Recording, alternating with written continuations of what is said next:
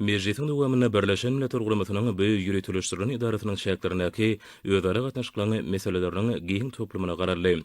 Belenirşi ýaly ýurdumyzda Birleşen Milletler Guramasynyň düzümleri, hususan UNESCO bilen hyzmatdaşlygyň ýygydarly giňildirmegine aýratyny ähmiýet berilýär.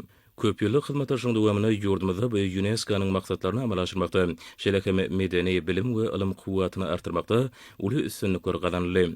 Munyň özi Türkmenistanyň maddi we maddi däl medeni mirasynyň halkara derejede ikrar edilmegine baglanşykly meselelere de degişdir. Meclise hormatly prezident budagyna tabşyrygyna laýyklykda UNESCO-nyň işleri barada Türkmenistanyň milli toplarynyň şu ýylyň ýanwar-sentýabr aýlaryna alyp baran işleriniň jemleri, şeýle 2025-nji ýylyň mailnamasyny belenilen wezipler bardaky maglumatlar dinlendi.